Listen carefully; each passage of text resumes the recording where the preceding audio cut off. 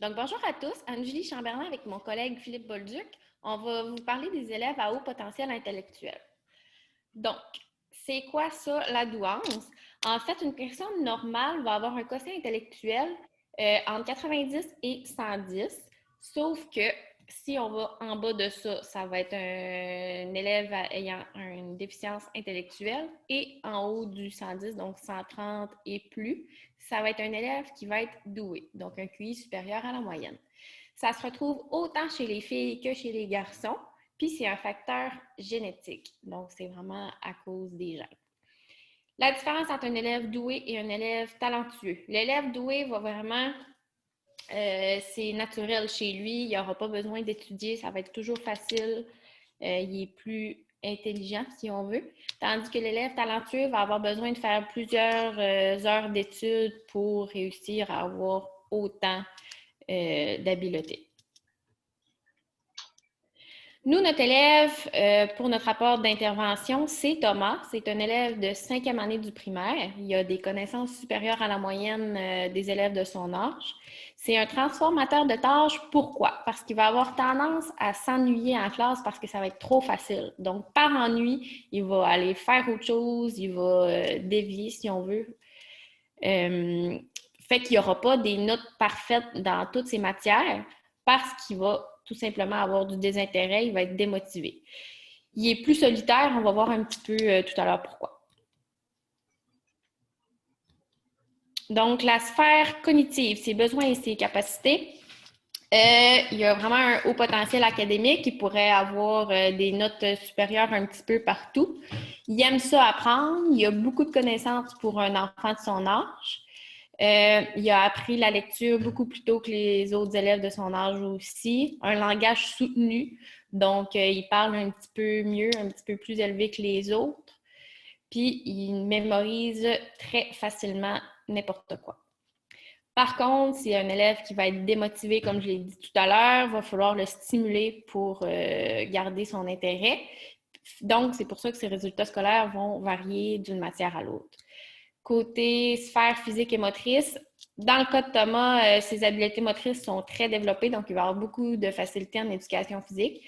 Ça, c'est sûr que c'est du cas par cas. Là, c'est le cas de Thomas. Il y a certains autres élèves doués que ce ne sera pas ça qui va avoir un retard physique comparé à intellectuel.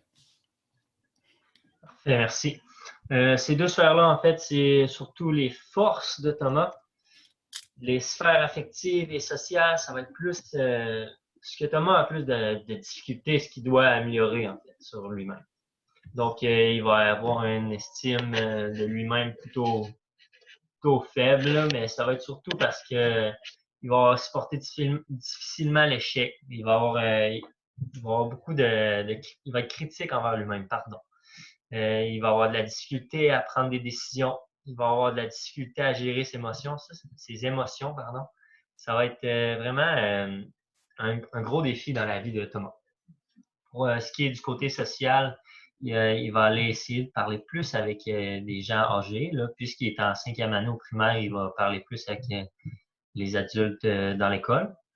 C'est une personne plus solitaire que extravertie, mettons. Là.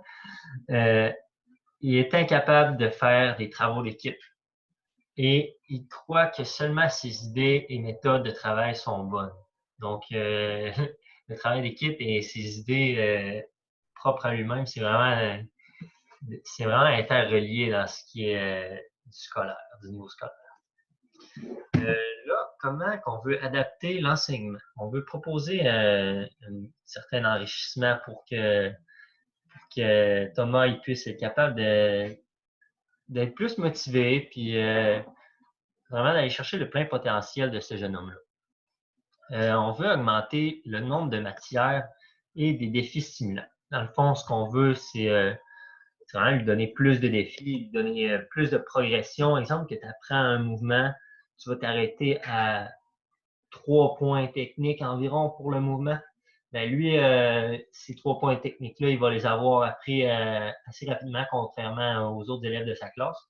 Donc, rajoute-lui des défis supplémentaires. Si c'est des trucs de dribble au basketball, ben là, rajoute-y des parcours dribble les yeux bandés, soyez créatifs.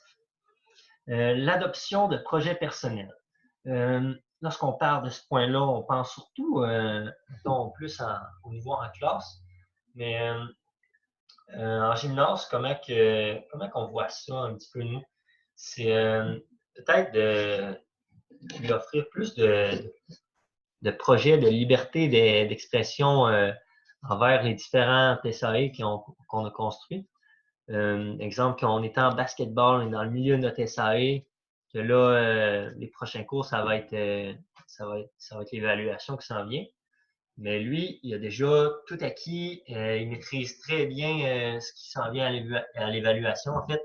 Mais si tu sais que ta prochaine SAE, c'est, je sais pas, par exemple, l'acro-gym, là, tu peux lui tout de suite l'intéresser avec l'acro-gym, tu vas le questionner à savoir est-ce que tu sais c'est quoi l'acro-gym, peux-tu faire des recherches sur l'acro-gym, tu peux lui créer carrément un projet sur l'acro-gym ou sur le basketball, libre à chaque prof d'édu, mais ça, c'est une idée qu'on a sortie qui est, selon nous, qui est bonne avec ce qu'on a lu.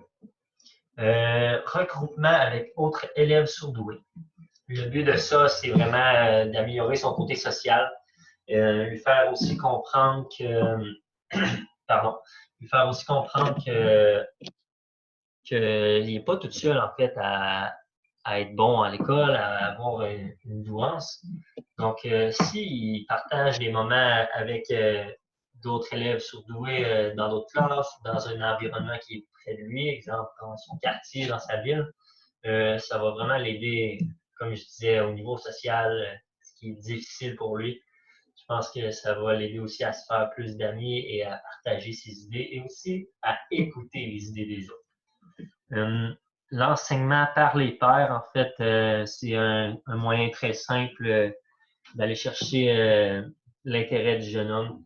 Tu sais que là, il a maîtrisé le dribble au basket, ben, c'est pas tout le monde dans ta classe qui a maîtrisé le dribble. Donc, utilise cet élève-là qui a une douance, qui a la facilité à comprendre.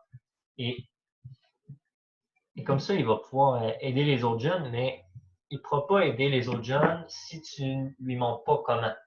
Donc, en tant qu'enseignant d'éducation physique, tu peux lui montrer un petit peu comment aider les autres jeunes. Ainsi, il va pouvoir répéter ce que tu lui montres et ça va aussi l'aider au niveau de son aspect social. Système d'émulation, en fait, c'est un système de récompense qu'on croit fortement, en fait, à ce système-là. C'est que après un nombre de périodes X, que l'élève a bien fait ça, qu'il a bien participé, il n'a pas dévié, exemple, là, tu peux lui dire, OK, après 3 bonnes périodes, ben, tu as une récompense, ça serait de faire un cours d'édu avec les 6e années, puisque là, dans notre situation, il est en 5e année. Ce qui, honnêtement, pourrait vraiment l'aider à vouloir plus s'améliorer en tant que personne. On peut faire ça avec une personne surdouée en 2e année puis l'envoyer en 4e année. Ça va être un plus gros défi, mais je pense que le fait d'avoir des défis stimulants, c'est vraiment ça qui va l'accrocher et le motiver. Pour finir, nous, on a mis une belle image de guépard. En fait, le guépard, c'est le mammifère le plus rapide sur la Terre. Et c'est pas parce qu'il est le plus rapide que le guépard va utiliser sa vitesse à 24 heures sur 24. Okay? En fait, le guépard va utiliser sa douance à lui, juste dans les moments où est-ce qu'il va être stimulé. Exemple, ils sont stimulés, ben, c'est manger, ben, il veut chasser, donc là, il va utiliser sa vitesse, sa douance.